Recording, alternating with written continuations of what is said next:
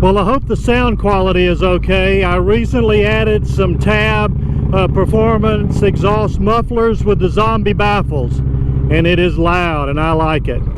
But that was a subject for another video. The rumors are true. My family and I are leaving Texas. And you may ask why. My wife and I were born in Texas. We've lived our whole life in Texas. All of our family live in Texas. We absolutely love Texas. So why would we leave? Well, my wife and I are both Methodist ministers, and my wife has an opportunity to attend Duke Divinity School in North Carolina. So we are moving to North Carolina. Now, I've always said we Texans probably have more state pride than anyone in the United States, but maybe not.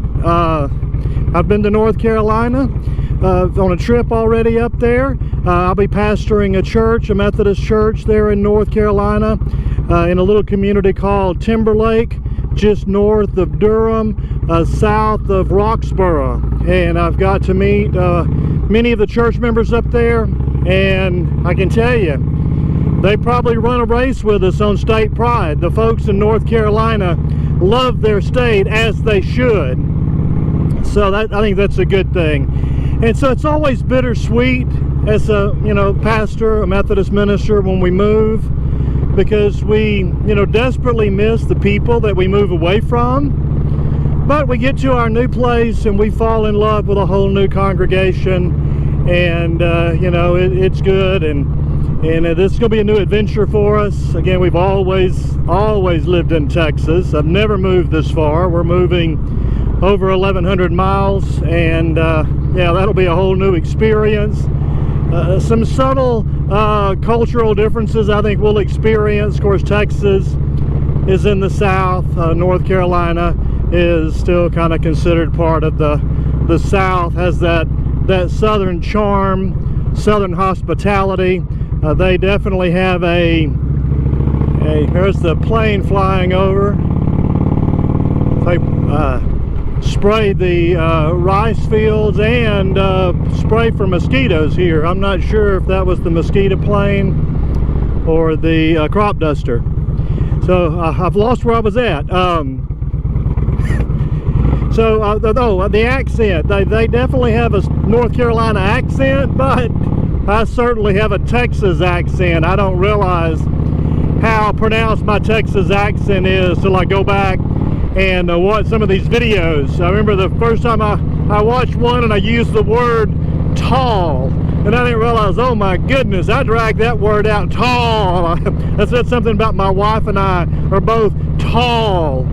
So, I've got my own little Texas accent, and there's a carryover, I think, from here in North Carolina. Some of the things we will say pronounced very similar, others not so much. Someone pointed out, was there in North Carolina, my wife's already up there doing an internship at First Methodist Wilson, North Carolina, and we went up there on vacation recently to see my wife and meet the folks there at Helena Methodist Church in Timberlake. And of course I worship with my wife there in Wilson, and the associate pastor was preached a really good sermon, but he pointed out the fact that not all of us pronounce pecan the same way. In Texas we eat pecans. I think in North Carolina it's pecans, something like that. Is definitely different. So there will be some subtle cultural differences, but that's true in Texas. When I moved from what I call East Texas, or the piney woods of Texas, down to Southeast Texas, definitely some cultural differences down here. My wife and I got married. She's from Southeast Texas. I'm from the piney woods of East Texas, and we got married, and I told my wife, I'm gonna make some homemade chili for dinner. And I got in there and started making the chili, and she went and got the rice out and started making rice. And I'm like, I told you I was making chili for dinner. And she's, I know. I was like, what in the world are you gonna do with that rice?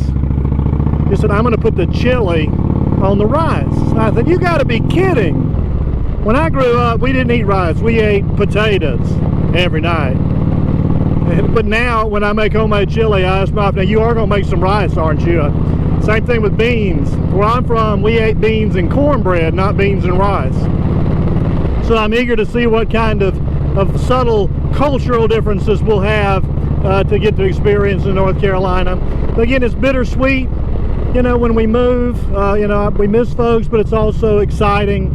And I know this is God's will for us to be able to go, for my wife to be able to attend seminary there at Duke Divinity School, and my appointment to my church just really fell into place, and the folks there in the church at Timberlake at Helena Methodist Church are typical sweet, kind, loving Methodists. They love Jesus and love each other, and that's evident just from the time I've already spent with them.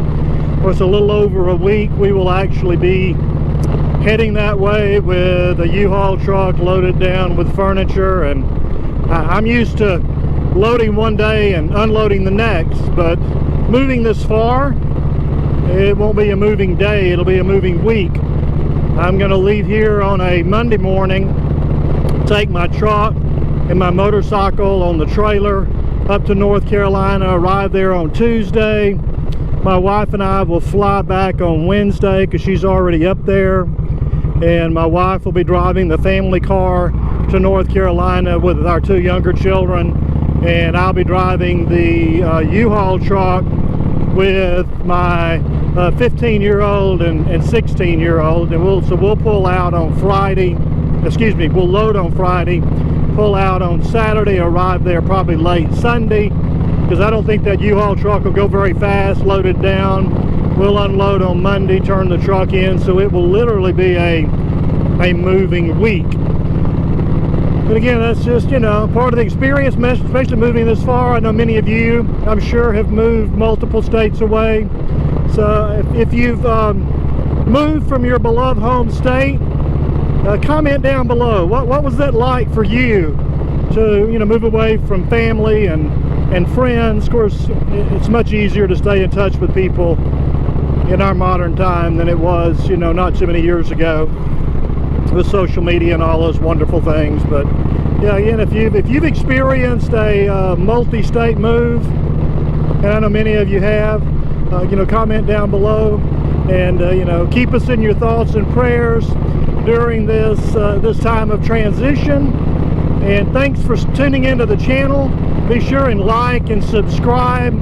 And of course, only an older person would say this, but if you like to ride as much as you can, because one day we're all going to be too old to ride.